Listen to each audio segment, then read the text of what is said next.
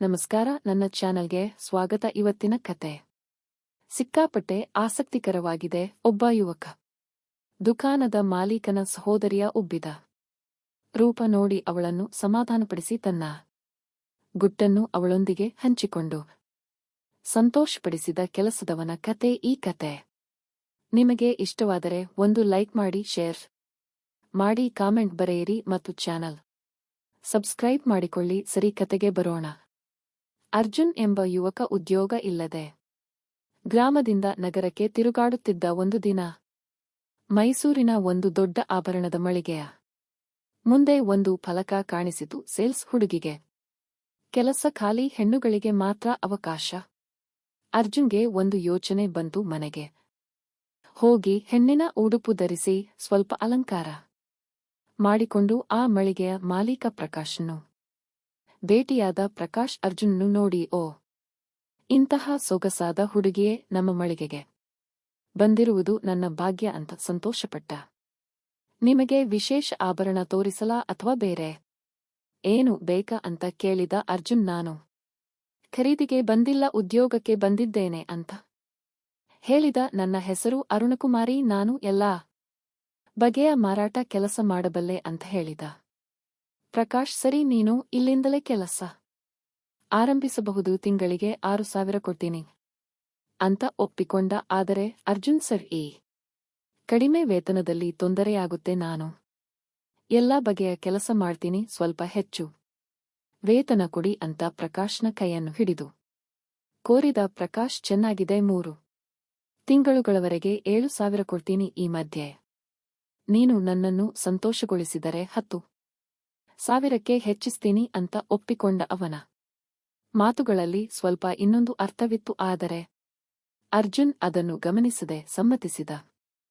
ಮರುದಿನ ಅರ್ಜುನ್ ಮಳಿಗೆಯಲ್ಲಿ ಕೆಲಸ ಆರಂಭಿಸಿದ. ಒಬ್ಬ ಗ್ರಾಹಕಳನ್ನು ತುಂಬಾ ಪ್ರಶಂಸಿಸಿ ದುಬಾರಿ ಆಭರಣವನ್ನು ಮಾರಿದ. ಆ ಗ್ರಾಹಕಳು, ನೀನು ಚೆನ್ನಾಗಿ ವಿವರಿಸ್ತೀಯ, ನನಗೆ ಸಂತೋಷವಾಯಿತು ಅಂತ ಹೇಳಿ ಹಣ ಕೊಟ್ಟು ಹೊರಟು ಹೋದಳು. ಪ್ರಕಾಶ್ ಅರ್ಜುನ್ను ಬೂಜ ತಟ್ಟಿ ಮೊದಲ ದಿನವೇ ಚೆನ್ನಾದ ಮಾರಾಟ. ಆದರೆ ಗ್ರಾಹಕರನ್ನು ಮಾತ್ರ ಸಂತೋಷಗೊಳಿಸಿದರೆ ಸಾಕಲ್ಲ, ಮಾಲೀಕನನ್ನು ಸಂತೋಷಗೊಳಿಸಬೇಕು. ಇಲ್ಲದಿದ್ದರೆ ಈ ಉದ್ಯೋಗ ಎಷ್ಟು ದಿನ ಉಳಿಯುತ್ತದೆಯೋ ಗೊತ್ತಿಲ್ಲ ಅಂತ ಹೇಳಿದ. ಅರ್ಜುನ್ಗೆ ಸ್ವಲ್ಪ ಸಂದೇಹವಾಯಿತು, ಆದರೆ ಸಮ್ಮತಿಸಿದ. ಇದೇ ಸಮಯಕ್ಕೆ ಮೋಡಿ ಸಂಭೋಗ ವಶೀಕರಣ ಸ್ಪೆಷಲಿಸ್ಟ್, ವಶೀಕರಣಕ್ಕೋಸ್ಕರನೇ ಕರೆ ಮಾಡಿ. ಮಹಾಕಾಳಿ ತಾಂತ್ರಿಕ ಪೀಠಂ ಶ್ರೀ ಮಹಾ ಅಘೋರ ತಪಸ್ವಿ ನಿಮ್ಮ ಪ್ರೀತಿಯನ್ನ ಮರಳಿ ಪಡೆಯಬೇಕೇ? ನಿಮ್ಮ ಪ್ರೀತಿಯನ್ನ ಮನೆಯಲ್ಲಿ ಒಪ್ಪುತ್ತಿಲ್ಲವೇ? ನೀವು ಇಷ್ಟಪಟ್ಟ ವ್ಯಕ್ತಿ ನಿಮ್ಮಂತೆ ಆಗಬೇಕೇ? ಲವ್ ಮ್ಯಾರೇಜ್ ನಲ್ಲಿ ಕುಟುಂಬದಿಂದ ಕಿರಿಕಿರಿಯಾಗುತ್ತಿದೆಯೇ? ನಿಮ್ಮ ಪತಿ ಅಥವಾ ಪತ್ನಿಗೆ ಪರಸ್ತ್ರೀ ಸಹವಾಸ ಬಿಡಿಸಬೇಕೇ? ಇಲ್ಲಿದೆ ಶಾಶ್ವತ ಪರಿಹಾರ. ವಶೀಕರಣ ಮತ್ತು ಶತ್ರು ಮುತ್ತಿಗೆಗೆ ಓಪನ್ ಚಾಲೆಂಜ್. ನಿಮ್ಮ ಕೆಲಸ ಕೇವಲ 2 ಗಂಟೆಯಲ್ಲಿ ಶಾಶ್ವತ ಸಮಾಧಾನ ಇಲ್ಲಿದೆ.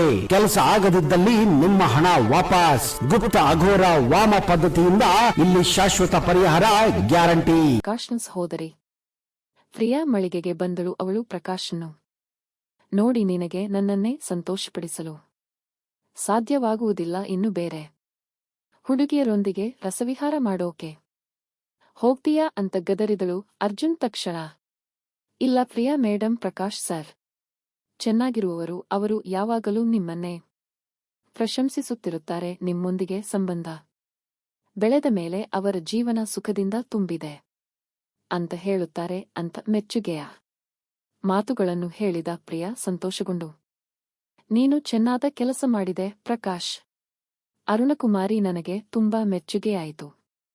ಇವತ್ತು ಸಂಜೆ ನನ್ನ ಸ್ನೇಹಿತರೊಂದಿಗೆ ಒಂದು ಸಣ್ಣ ಸಭೆಗೆ ಇವಳನ್ನು ಮನೆಗೆ ಕರೆದುಕೊಂಡು ಬಾ ಅಂತ ಹೇಳಿ ಹೊರಟು ಹೋದಳು. ಸಂಜೆ ಅರ್ಜುನ್ ಪ್ರಿಯಾಳ ಮನೆಗೆ ಹೋದ. ಪ್ರಿಯಾ ತನ್ನ ಸ್ನೇಹಿತರೊಂದಿಗೆ ಒಂದು ಆಭರಣದ ಪಟ್ಟಿಯನ್ನು ತೋರಿಸಿ, ಇದರಲ್ಲಿ ಯಾವ ಬಣ್ಣ ನನಗೆ ಹೊಂದುತ್ತದೆ ಅಂತ ಕೇಳಿದಳು. ಅರ್ಜುನ್, ಮೇಡನ್, ಆಭರಣಗಳಿಂದ ಆಗೋದೇನು, ನೀವೇ ಒಂದು ಮುತ್ತು ಅಂತ ಹೊಗಳಿದ. ಪ್ರಿಯಾಳ ಸ್ನೇಹಿತರು, ನಮಗೂ ಆಭರಣ ತೋರಿಸು ಅಂತ ಕೇಳಿದಾಗ ಅರ್ಜುನ್ ಎಲ್ಲರನ್ನೂ ಮಾತುಗಳಿಂದ ಆಕರ್ಷಿಸಿ ಕೆಲವು ದುಬಾರಿ ಆಭರಣಗಳನ್ನು ಮಾರಿದ. ಪ್ರಿಯಾ, ನೀನು ನಮಗೆ ಸಿಕ್ಕಾಪಟ್ಟೆ ನೆರವು ತಂದುಕೊಟ್ಟೆ, ಇನ್ನು ಮುಂದೆ ನೀನು ನಮ್ಮ ಮನೆಯಲ್ಲೇ ಉಳಿ ಬಾಡೆ ಕೊಡಬೇಕಿಲ್ಲ ಅಂತ ಒಪ್ಪಿಕೊಂಡಳು. ಅರ್ಜುನ್, ಇಷ್ಟು ದೊಡ್ಡ ಮನೆಗೆ ಬಾಡೆ ಕೊಡಲು ನನಗೆ ಸಾಧ್ಯವಾಗೋದಿಲ್ಲ ಅಂತ ಹಿಂಜರಿದ. ಆದರೆ ಪ್ರಿಯಾ, ನೀನು ಯಾಕೆ ಬಾಡೆ ಕೊಡಬೇಕು, ಉಚಿತವಾಗಿಯೇ ಉಳಿ ಅಂತ ಒತ್ತಾಯಿಸಿದಳು. ಅರ್ಜುನ್ ಸಂತೋಷಪಟ್ಟ. ಆದರೆ ಪ್ರಿಯಾ ಪ್ರಕಾಶ್ಗೆ, ಅರುಣಕುಮಾರಿ ಇನ್ನು ಮುಂದೆ ಮಳಿಗೆಯಲ್ಲಿ ಕೆಲಸ ಮಾಡೋದಷ್ಟೇ ಅಲ್ಲ, ಸಂಜೆ ಮನೆಯಲ್ಲಿ ಕೂಡ ಕೆಲಸ ಮಾಡುತ್ತಾಳೆ. ಆದ್ದರಿಂದ ಇವಳ ವೇತನವನ್ನು 12,000ಕ್ಕೆ ನಿಗದಿ ಮಾಡಿದ್ದೇನೆ ಅಂತ ಹೇಳಿದಳು. ಪ್ರಕಾಶ್, ಚೆನ್ನಾದ ಯೋಚನೆ, ಇವಳಿಂದ ನನಗೂ ಪ್ರಯೋಜನವೇ ಅಂತ ಸಂತೋಷಪಟ್ಟ. ಮರುದಿನ ಅರ್ಜುನ್ ತಯಾರಾಗುವಾಗ ಪ್ರಿಯಾ ಆತನ ನಿಜ ರೂಪವನ್ನು ನೋಡಿ ಆಘಾತಗೊಂಡಳು. ನೀನು ಹುಡುಗಿಯೇ ಅಲ್ಲ, ಹುಡುಗನೇ ನಾನು, ಇದನ್ನು ಪ್ರಕಾಶ್ಗೆ ಹೇಳಿಬಿಡ್ತೀನಿ ಅಂತ ಕೋಪಗೊಂಡಳು. ಅರ್ಜುನ್, ದಯವಿಟ್ಟು ಹಾಗೆ ಮಾಡಬೇಡಿ, ನನಗೆ ಉದ್ಯೋಗದ ಅಗತ್ಯ ಇದ್ದ ಕಾರಣ ಈ ನಾಟಕ ಮಾಡಿದೆ ಅಂತ ಬೇಡಿಕೊಂಡ. ಪ್ರಿಯಾ, ಸರಿ, ನಾನು ಪ್ರಕಾಶ್ಗೆ ಹೇಳಬಾರದು ಅಂದರೆ ನೀನು ನಾನು ಹೇಳಿದಂತೆ ನಡೆಯಬೇಕು ಅಂತ ಷರತ್ತು ಹಾಕಿದಳು.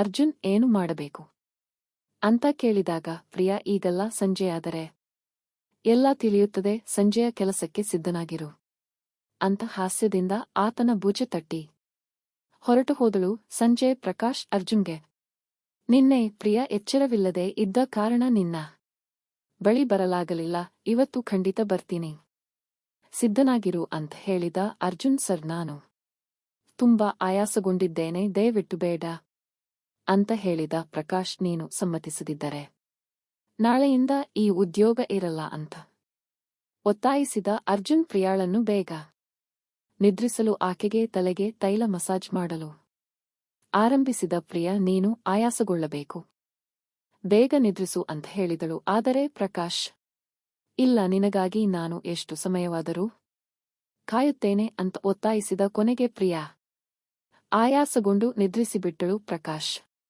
ಅರ್ಜುನ್ನ ಬಳಿ ಬಂದು ರಸವಿಹಾರ ಮಾಡಲು ಪ್ರಯತ್ನಿಸಿದ. ಅರ್ಜುನ್, ಸರ್, ದಯವಿಟ್ಟು ಬೇಡ, ನಾನು ಚೆನ್ನಾದ ಕೆಲಸದವನಾಗಿರಲು ಇಚ್ಛಿಸುತ್ತೇನೆ ಅಂತ ಹೇಳಿದ. ಪ್ರಕಾಶ್, ನಾನು ನಿನಗೆ ಉಚಿತ ಮನೆ, ಚೆನ್ನಾದ ವೇತನ ಕೊಟ್ಟಿದ್ದೇನೆ, ಸ್ವಲ್ಪ ಸಹಕಾರ ನೀಡು ಅಂತ ಒತ್ತಾಯಿಸಿದ. ಅರ್ಜುನ್ ತಲೆಕೆಡಿಸಿಕೊಳ್ಳದೆ ಪ್ರಕಾಶ್ಗೆ ಪಾನೀಯದಲ್ಲಿ ನಿದ್ರೆ ಗುಳಿಗೆ ಬೆರೆಸಿ ಕೊಟ್ಟ. ಪ್ರಕಾಶ್ ನಿದ್ರಿಸಿಬಿಟ್ಟ.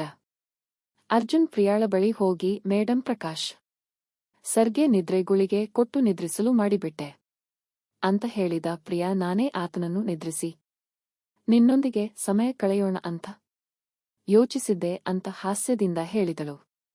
ಇಬ್ಬರೂ ಒಟ್ಟಿಗೆ ಕುಳಿತು ಚೆನ್ನಾಗಿ ನಕ್ಕರು, ಮಾತುಕತೆ ಮಾಡಿದರು. ಪ್ರಿಯಾ, ನೀನು ನನಗೆ ತುಂಬಾ ಮೆಚ್ಚುಗೆಯಾದೆ, ನಿನ್ನಿಂದ ಸಿಕ್ಕಾಪಟ್ಟೆ ಪ್ರಯೋಜನವಾಯಿತು ಅಂತ ಹೇಳಿದಳು. ಮರುದಿನ ಪ್ರಕಾಶ್, ನಿನ್ನೆ ಸಂಜೆ ಏನಾಯಿತು ತಿಳಿಯಲಿಲ್ಲ, ಪಾನೀಯ ಕುಡಿದು ನಿದ್ರಿಸಿಬಿಟ್ಟೆ ಅಂತ ಅರ್ಜುನ್ಗೆ ಹೇಳಿದ. ಅರ್ಜುನ್, ಸರ್, ಒಮ್ಮೆ ವೈದ್ಯರ ಬಳಿ ಹೋಗಿ ಪರೀಕ್ಷೆ ಮಾಡಿಸಿಕೊಳ್ಳಿ ಅಂತ ಸಲಹೆ ನೀಡಿದ. ಆ ಸಂಜೆ ಪ್ರಕಾಶ್ ಮತ್ತೆ ಅರ್ಜುನ್ ಬಳಿ ಬಂದ. ಆಗ ಪ್ರಿಯಾ ಬಂದು, ನಿನಗೆ ನನ್ನನ್ನೇ ಸಂತೋಷಗೊಳಿಸಲು ಸಾಧ್ಯವಾಗುವುದಿಲ್ಲ, ಇನ್ನು ಬೇರೆಯವರೊಂದಿಗೆ ರಸವಿಹಾರ ಆಚಿ ಅಂತ ಗದರಿದಳು. ಪ್ರಕಾಶ್, ನಾನು ಯಾವಾಗಲೂ ನಿನ್ನನ್ನೇ ಪ್ರೀತಿಸುತ್ತೇನೆ ಅಂತ ಸಮಾಧಾನ ಮಾಡಲು ಪ್ರಯತ್ನಿಸಿದ. ಕೊನೆಗೆ ಅರ್ಜುನ್ ತನ್ನ ನಿಜ ಗುರುತನ್ನು ಪ್ರಿಯಾ ಮತ್ತು ಪ್ರಕಾಶ್ಗೆ ತಿಳಿಸಿದ. ನಾನು ಅರ್ಜುನ್ ಹುಡುಗ ಉದ್ಯೋಗದ ಅಗತ್ಯಕ್ಕಾಗಿ ಈ ನಾಟಕ ಮಾಡಿದೆ, ಕ್ಷಮಿಸಿ ಅಂತ ಬೇಡಿಕೊಂಡ. ಪ್ರಿಯಾ ಮತ್ತು ಪ್ರಕಾಶ್ ಆಶ್ಚರ್ಯಗೊಂಡರು. ನೀನು ಚೆನ್ನಾದ ಕೆಲಸದವ, ಆದರೆ ಇನ್ನು ಮುಂದೆ ಈ ರೀತಿಯ ಗೊಂದಲಗಳನ್ನು ಮಾಡಬೇಡ, ನಿನ್ನನ್ನು ಉದ್ಯೋಗದಲ್ಲಿ ಇರಿಸಿಕೊಳ್ಳುತ್ತೇವೆ ಅಂತ ಒಪ್ಪಿಕೊಂಡರು. ಅರ್ಜುನ್ ತನ್ನ ಕೆಲಸವನ್ನು ಚೆನ್ನಾಗಿ ಮಾಡುತ್ತಾ ಎಲ್ಲರ ಮನ್ನಣೆಯನ್ನು ಗಳಿಸಿದ. ಕತೆ ಇಷ್ಟವಾಯಿತಾ? ಆಸಕ್ತಿ, ಸಂತೋಷ. ಚೆನ್ನಾದ ಕೆಲಸದೊಂದಿಗೆ ಎಲ್ಲವೂ ಸರಿಯಾದರೆ ಜೀವನ ಸೊಗಸಾಗಿರುತ್ತದೆ. ಆದರೆ ತಪ್ಪು ಮಾರ್ಗದಲ್ಲಿ ಹೋದರೆ ಗೊಂದಲವೇ ಈ ಕತೆ. ಇಷ್ಟವಾದರೆ ಲೈಕ್, ಶೇರ್, ಕಾಮೆಂಟ್ ಮಾಡಿ. ಮತ್ತೊಂದು ಆಸಕ್ತಿಕರ ಕಥೆಯೊಂದಿಗೆ ಮತ್ತೆ ಭೇಟಿಯಾಗೋಣ. ಬಾಯ್. ಮೋಡಿ ಸಂಭೋಗ ವಶೀಕರಣ ಸ್ಪೆಷಲಿಸ್ಟ್. ವಶೀಕರಣಕ್ಕೋಸ್ಕರನೇ ಕರೆ ಮಾಡಿ. ಮಹಾಕಾಳಿ ತಾಂತ್ರಿಕ ಪೀಠಂ ಶ್ರೀ ಮಹಾ ಅಘೋರ ತಪಸ್ವಿ ನಿಮ್ಮ ಪ್ರೀತಿಯನ್ನ ಮರಳಿ ಪಡೆಯಬೇಕೇ? ನಿಮ್ಮ ಪ್ರೀತಿಯನ್ನ ಮನೆಯಲ್ಲಿ ಒಪ್ಪುತ್ತಿಲ್ಲವೇ? ನೀವು ಇಷ್ಟಪಟ್ಟ ವ್ಯಕ್ತಿ ನಿಮ್ಮಂತೆ ಆಗಬೇಕೇ?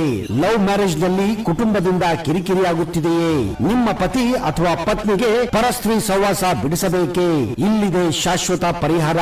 ವಶೀಕರಣ ಮತ್ತು ಶತ್ರು ಮುತ್ತಿಗೆಗೆ ಓಪನ್ ಚಾಲೆಂಜ್. ನಿಮ್ಮ ಕೆಲಸ ಕೇವಲ 2 ಗಂಟೆಯಲ್ಲಿ ಶಾಶ್ವತ ಸಮಾಧಾನ ಇಲ್ಲಿದೆ. ಕೆಲಸ ಆಗದಿದ್ದಲ್ಲಿ ನಿಮ್ಮ ಹಣ ವಾಪಸ್. ಗುಪ್ತ ಅಘೋರ ವಾಮ ಪದ್ಧತಿಯಿಂದ ಇಲ್ಲಿ ಶಾಶ್ವತ ಪರಿಹಾರ ಗ್ಯಾರಂಟಿ.